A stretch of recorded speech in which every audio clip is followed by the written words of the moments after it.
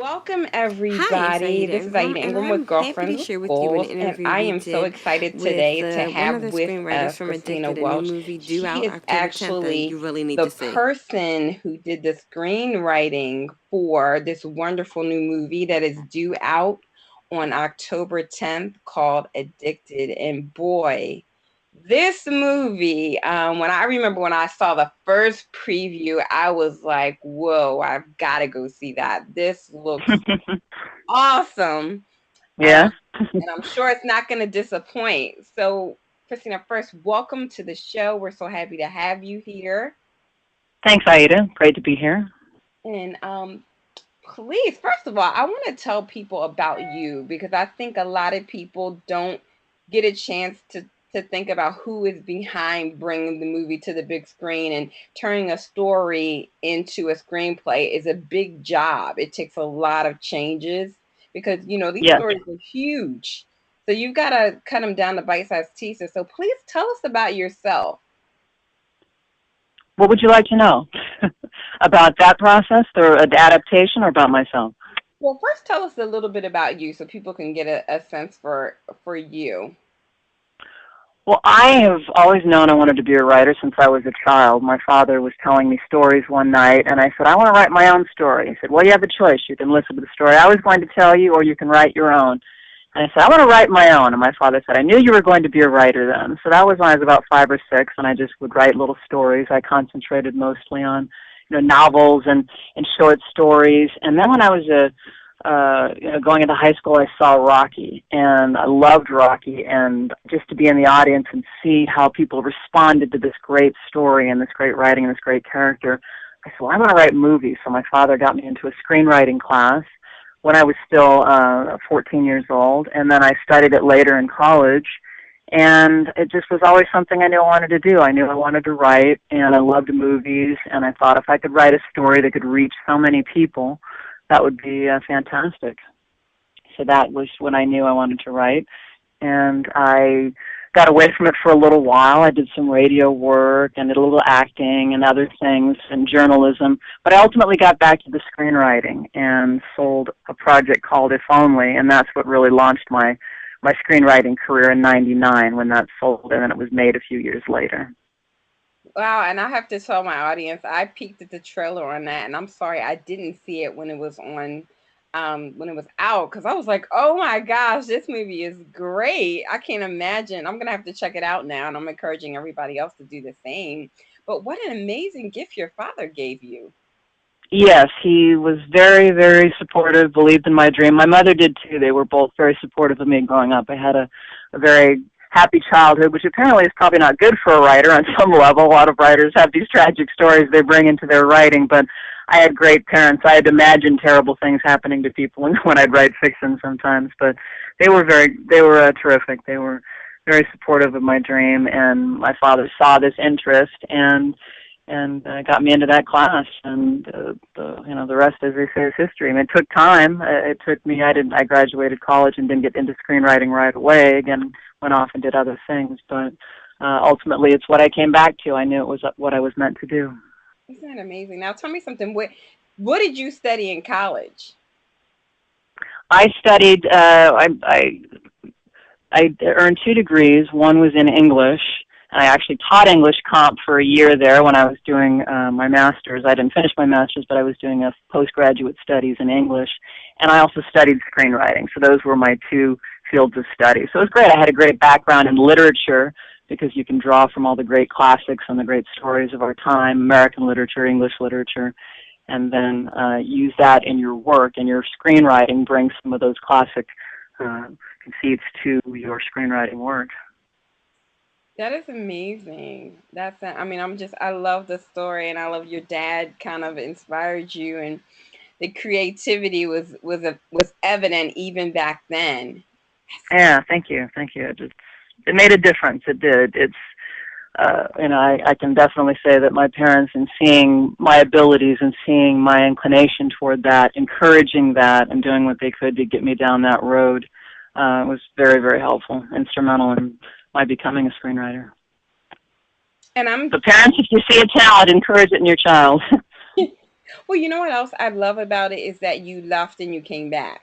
Because I think Yes, sometimes life throws us curveballs and we have this dream, we know there's something inside of us, and then before we know, we're like, well, maybe it's not something I should do, or, I have to sacrifice this. I've got to go to something else. And I think sometimes we have to put things down, but the whole thing is caring about it enough to go back to pick it up. absolutely. And I think too, we can be discouraged by how tough something is. Like this industry is very, very tough, and I think I didn't have any connections. I didn't have any contacts. It makes it a lot tougher to break in. I went to a conference in '98, spent $300.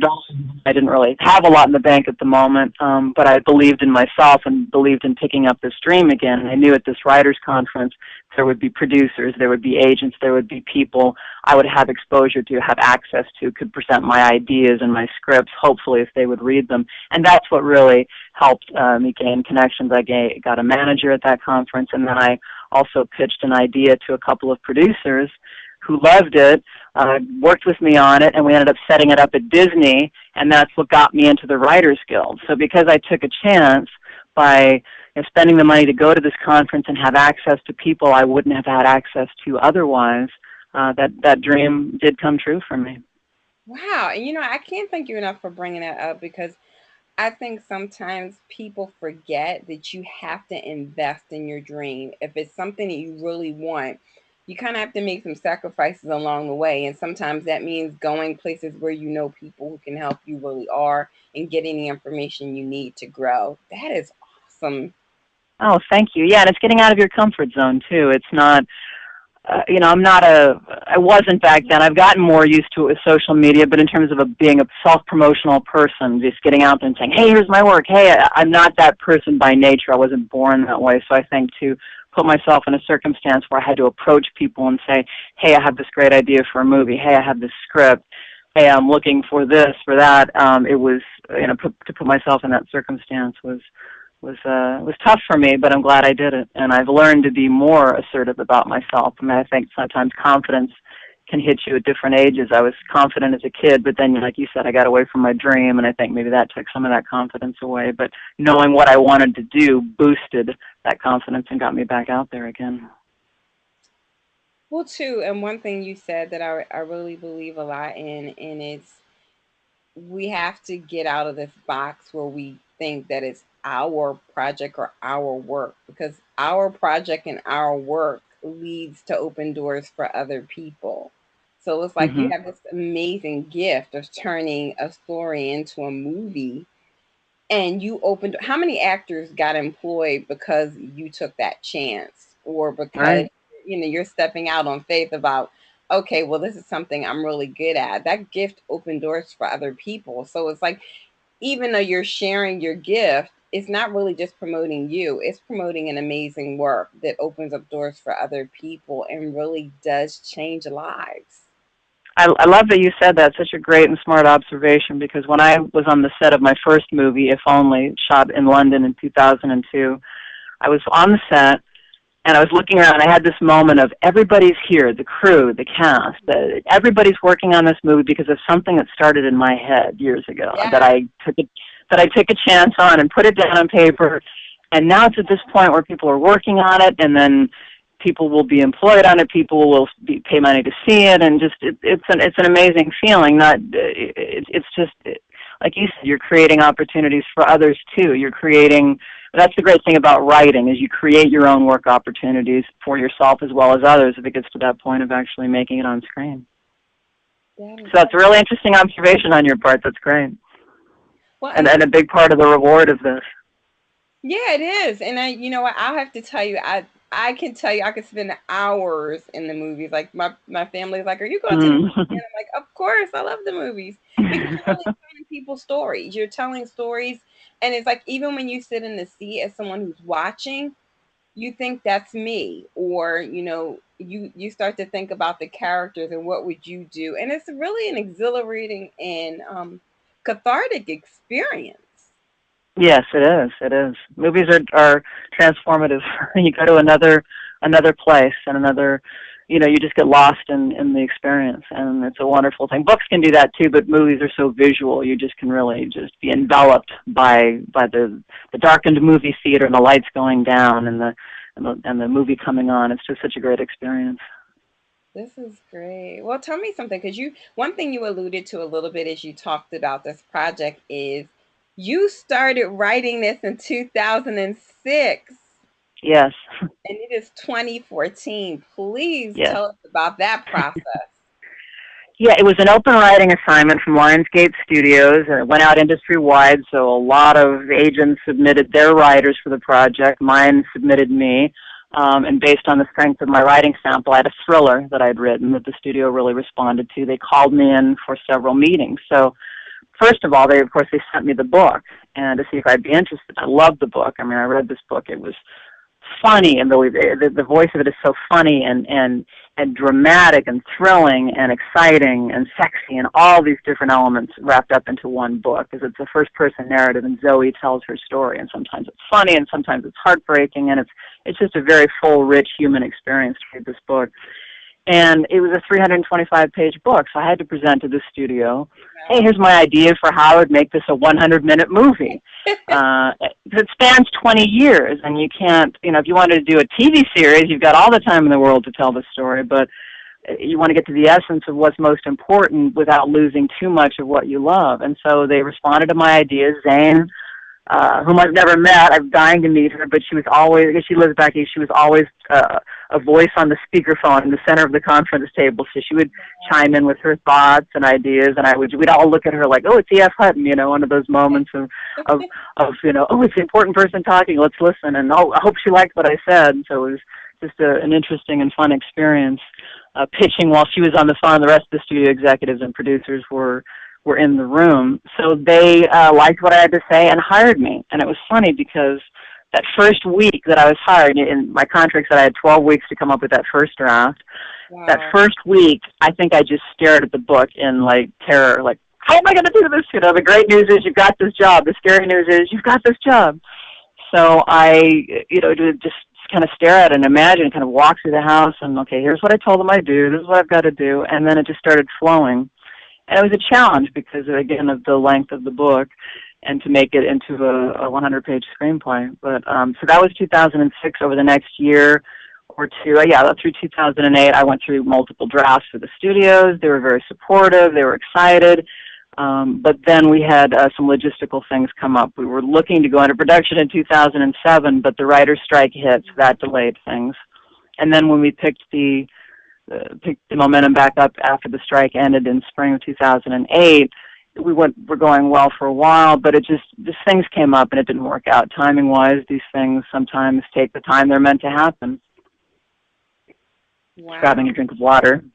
But so it was put aside for a couple of years, but I think as I mentioned previously, Lionsgate definitely buys projects and material to make them. They don't develop a lot. They don't buy 100 projects to make 10 movies. They really love what they buy. So in the back of my mind, I was thinking, I know they love this project. I know they love my work.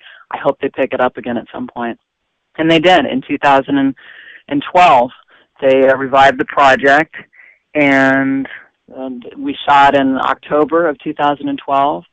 And here we are 2 years later, the movie's coming out. So it's, like you said, 8 years later. It'll be 8.5 years after I first started on this project, which, wow. In Hollywood, it's a miracle to get anything made. So it's still something where I feel like, wow, after 8 years, this suddenly happened overnight. But, it's been an amazing experience.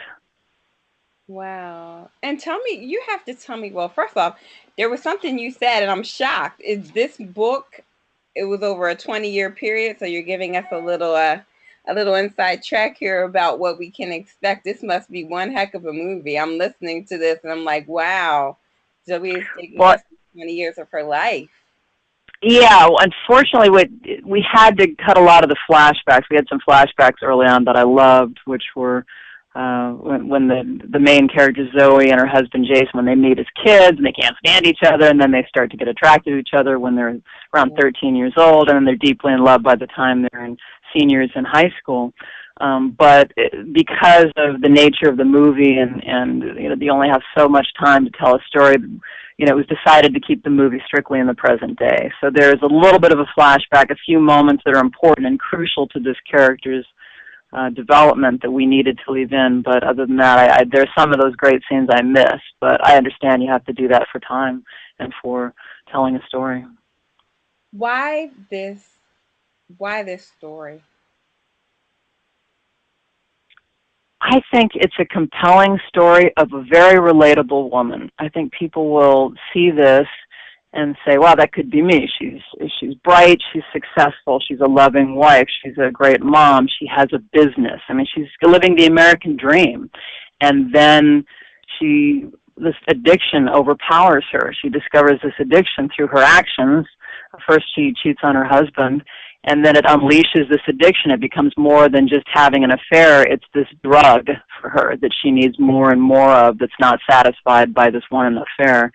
And she risks everything for this drug. And that's what, to me, the meaning of Addicted and the power of the movie is that it shows what can happen when someone goes down that path. And you know, she almost loses everything, you know, family, marriage, work, her life. You know, she risks everything for her drug, and it shows the effect of addiction on loved ones and how, you know, the tragedy can play out for them. And it's a compelling story. I think that, and also what moved me about the book and the story, and what I responded to was from the beginning. You know, early on into what she knows she's doing wrong, she seeks help. She's seeking help from a therapist because she knows this isn't normal. She knows this is odd behavior for her, and she feels it out of control. And she's seeking help from someone to help her get back on track, even as she continues to spiral. So it's fascinating from that point of view, too, that she knows that she's doing wrong, and she knows this could cost her everything, and she still goes back for more. It really shows an addiction in full bloom, even as it's an entertaining and sexy and provocative film, but it does have something to say in the end. And I love story. And you know, even as I looked at the trailer, some of the things that kind of came out to me is that you see Tasha Smith's character kind of saying, you got to stop. And, yes, you know, like, especially for women, it's like you hate to see your girlfriends go down a track that you know isn't good for them, but you don't yes, know what to do sometimes. And the wonderful thing that you brought out with addiction is, and it speaks to about an addiction we don't talk about very much with women, is sexual addiction, is that all of this stuff is incredibly powerful. And as much as you like to say, just stop it, and you want someone to be able to do that, is that you oftentimes do end up needing support, do end up needing help. And there is nothing wrong with that, but just being able to identify what's needed to assist you when you do fall out of control. Because for some people it's drugs, and then for some people it's sex, for some people it's sugar, for some people it's, you know, weight. It's like all kinds of things can really put you in this place, and you do end up giving up way more than you ever thought you would. So tell yes. me a little bit more about, because you did a lot of research on this area. Tell me about what you found out when you did the research.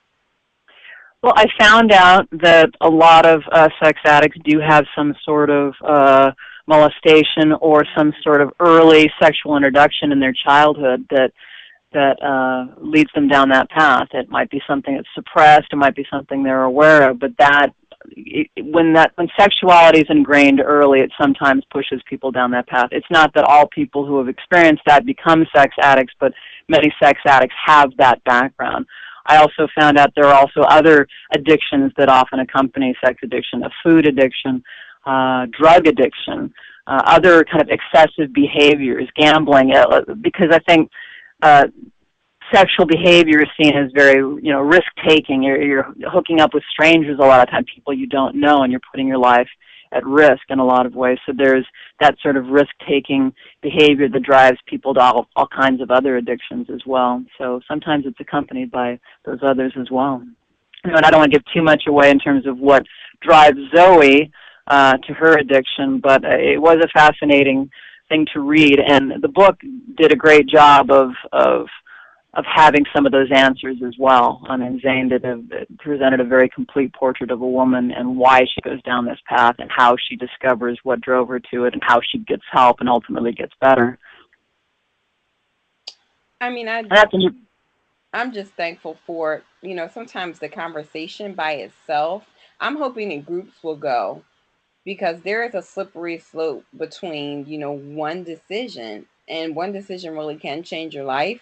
I think this would be a great girlfriend movie, and I'm hoping that people will go out during this a very important first weekend, because I know that a lot of times studios will determine how many more theaters they put a movie in based on weekend sales. Mm-hmm. And, these stories aren't told often enough. These people who have it all together, and just the diversity too of the cast. I love, Absolutely. and just to be able to hear more stories about women just like us who, make some decisions and all of a sudden they need more help. And that's okay. But if Yeah. we open up a door to some incredible dialogue, which I think we need to have more often, instead of shutting the door and kind of saying, we're not going to talk about that. That's off the table because we don't want to talk sex. But if Right. something that somebody is experiencing, if you don't start having this dialogue and conversation now, when it happens to someone, you have no idea where to go. Right. No, you're right. We're kind of a repressed country when it comes to sex. We're happy to go watch our violent movies and see people's heads blown off, but sex kind of makes us a little uptight. So it's interesting, and especially I think what's you brought up earlier, which is compelling, is that this is a female sex addict. We're sort of used to thinking of men as sexual beings, and so it's a really interesting flip side of this issue of the sex addiction to see a woman battling it. There was a terrific movie called Shame. Michael Fassbender played a sex addict a few years ago.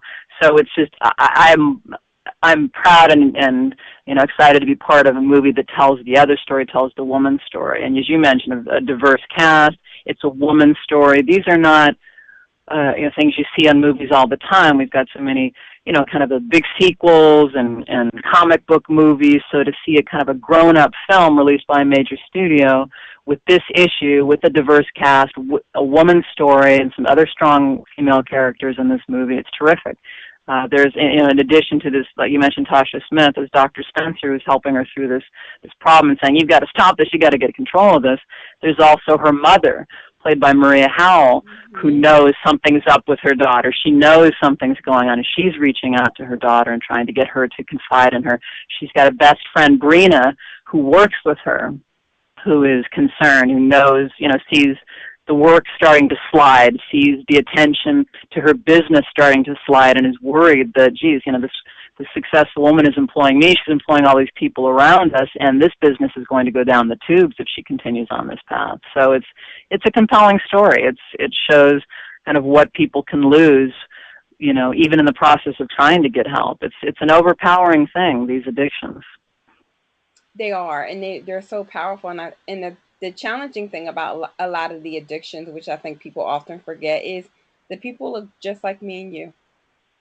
They Yeah, look regular, like in the area that a lot of people struggle with is, why can't they just get themselves together? They don't realize it's something so much larger than what people believe, and we judge each other too much, especially women, where yeah, absolutely. you don't cut anybody slack. You don't ever know what somebody's life has been like. All you know is what you see. And I love this movie without even seeing it for so many different reasons, because there's this whole idea is that she looks like she has it all, and what looks like it all to you may not be everything to the other person, and you don't know the struggles that people have, when they close their doors at night. So just even Hmm. sending a little bit more grace to people when they're going through the process of life, because none of us is perfect. Any of us could make a bad choice that could put us someplace we never thought we'd be. And Yeah, love this story. I love this, and I'm thankful for you to have done it, because I think, like I said, dialogue changes lives. yeah. All thanks to Zane for writing a great book and getting that started years ago. And and giving us that blueprint for the movie. And I'll mention Sharon Leal, who does a terrific job as Zoe. She makes her this very relatable person. She's sweet, she's loving, she's kind, she's successful, she's all these things that we would want to be. And everybody would look at that and say, wow, I want that life with the gorgeous, supportive, loving husband and the cute kids and the successful business and the beautiful house. And it does become this, why would she throw that away? But then you realize that it is this addiction, and it's a fascinating conversation. Wonderful. Well, you know what? We didn't touch on this at all, or as much as I think we should. You are in a very male-dominated field. Yes.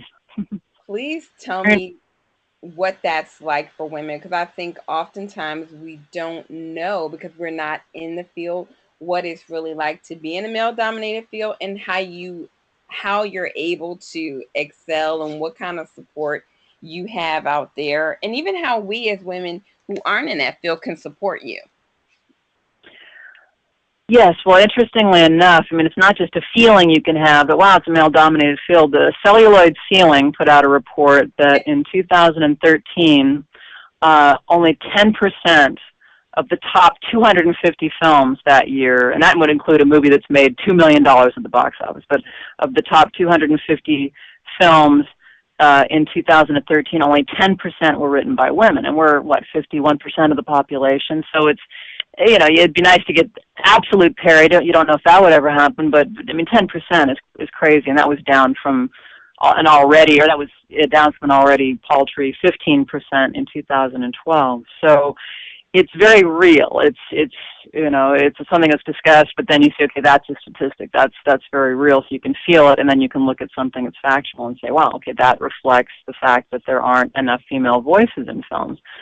So I mean, for myself, I've just kind of taken my steps forward and gotten my stories out there, and so I don't know that I've experienced, it's tough as a female screenwriter going up against male writers, but I think the choices of the movies they make, whether it's the comic book movies that they don't think women would want to write or other big action movies, makes it harder for women to get in there. It's the stories that are told that makes it tougher. So that's why I'm so excited that Addicted made it to the big screen, because that is a woman's story. It's, and I'd like to see more of that. And I think that's where we can change things. If more of those stories get out there, then more women are able to tell them.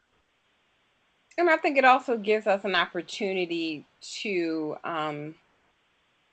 control how we're seen, because I think especially for young women, I am so challenged by the images that they constantly see on film and in media about these women. They're not powerful, they're cute, they're the imaging is just an issue for me, and I wish that we could tell a story about so many other types of women, because I think women are, we run the gamut, and there isn't any one person that represents women everywhere. It's, it's the woman who does construction work, it's the woman who works in IT, it's the woman who writes the screenplay, it's the actor. There's so many different opportunities for us, and we just kind of get pegged into this one or two kind of character portrait, and I think it stops young girls from thinking bigger. Yeah. Well, Gina Davis had a project. I probably won't. She had a project with her foundation. I probably won't, explain it as well as it should be explained. But she was challenging writers to include more women in their screenplays. For example, let's say I'm writing a scene about two cops that show up at the door. Well, write down that one of them is a woman. Two cops show up at the store, a male and a female. Just even that little bit. If a young girl goes to a movie and she sees, okay, it's just all men. Okay, it's a man. It's a male plumber showing up, like you mentioned. It's the male IT guy showing up. Well, what if a girl is just sitting there, and it's not a big deal is made of it, but the female IT person comes in and fixes the computer, or they're in the background doing their work. It's just the images that pop into your head of like, okay, that's normal. A woman out there is doing that job. That's a normal thing. Women are participating, or there's a woman teacher, there's a female lawyer, there's a female cop with her male partner, or maybe her female partner. So it's getting those images so that people just automatically think of, yeah, women are 50% of the world, and we do you know, we're out there doing the jobs that men are doing too, and we're right there with them. So I think that's very important, to make sure that you do include those images when you write. That's what I look to do as well. And that's, again, that's why I'm so excited. I think you mentioning certain types of female characters and certain images, I think what's great about Addicted is that, you know, in so many movies, unlike Addicted, the women kind of react to things. They're the girlfriend, or they're watching the hero do his work, and they'll be there for him in the end when he's done saving the world. But in Addicted, the woman drives the action. Everything she does impacts everybody around her. She is the driving force of that movie, and, you know, for good or bad, you know, for good and bad throughout the film. So that's what's compelling to me, is that this female character is the one that every bit of action that happens in this movie is because of choices she makes. And that's interesting. It's not like she's waiting for something to happen at the end that she can react to. And you know, one thing I'm so thankful that, you know, we had this conversation. I had a chance to do some research as well. Is that I'm gonna actually encourage some of my friends and associates who work in the mental health field to encourage some of their patients, but also to encourage some of the folks in their circles to check this out, because I think it's a great way to get this dialogue going. I love this project. I am so thankful you wrote it. I'm thankful we had a chance to talk and just to Well, hear thank you. more about, you know, your heart with film. And are are you going to tell us what your next project is? Or are we going to have to wait and watch? Well, a couple of things. I've just finished a thriller myself, a bit of an erotic thriller, similar to Addicted, not in the subject matter, but just in that world, a kind of mysterious romance, love story, sexy thriller. That's about to make the rounds in Hollywood. There has been some foreign language remake interest in If Only, and I'm exploring that because I think it would be great to see that in another country in another language. And I'm developing a pitch, a TV pitch, because TV is a great world to be in. That's where writers are really celebrated, and a lot of great adult stories are told on TV these days. So many great series and great shows are on TV. So I'm working on a pitch with a director right now that we're going to hopefully take out. And so just keeping busy. Okay, and before we leave, give us a couple words that you would want to share with women in relation to the film, but also, you know, just some of the lessons you've learned. Just in life and in Takeaways, you get to choose. well, you know, I'd mentioned the point about content, kind of getting out of my comfort zone. I would say to women, you know, we're seen a certain way, or people expect certain things of women. Get out of your comfort zone. If you know, assert yourself. Go out and pursue your dream. Be confident. Don't you know, don't hang back and wait for someone's approval. There's a great campaign, a commercial. I don't know what product it is, but it shows a chat. Someone apologize. I'm sorry about that. Sorry, could I ask you about this? Oh, excuse me, sorry, pardon me.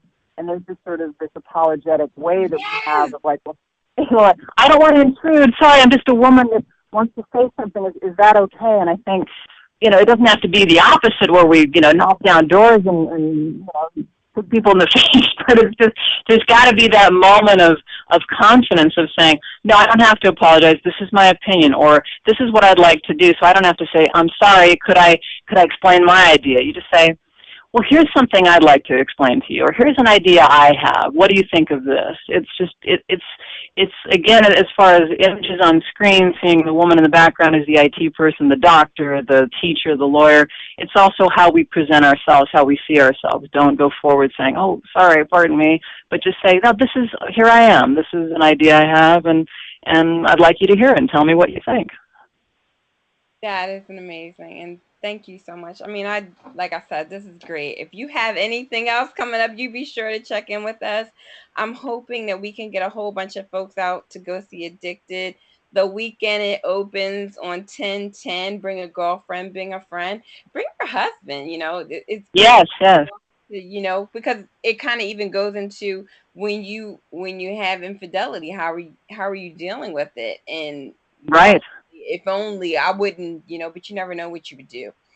So you are a rock star, Christina. I so appreciate. Oh, thank you, Aida. You're a sweetheart. Thank you so much. It was a pleasure talking with you. Same here, and we'll be looking out yes. for film and all your other projects. And we're going to check out If Only, because I now have to go check out that film. I can't believe I missed it. Oh yeah, I can't wait to hear what you think of it. And yeah, let's get all those people in the seats for opening weekend. That's a crucial movie. And it's interesting, you know, not only because of the theaters they might expand to because of that, but also the types of movies they make. So if they say, wow, a movie with a diverse cast, a woman's story, it did well, we want more of that. I mean, Hollywood is all about the bottom line. It's all about the dollar. If this makes money, they'll want to make more of these. So that's why it's important for people to get out there opening weekend, for sure. So much, and I will definitely push up because I know I've seen it. I've seen it. They watch the trailers and they say, "Wow, well, they didn't respond to that. I don't know. Push it back." Yes. Well, great, Aida. Thank you so much for your support and for this great conversation. Wonderful, wonderful. Have a great day, Christina.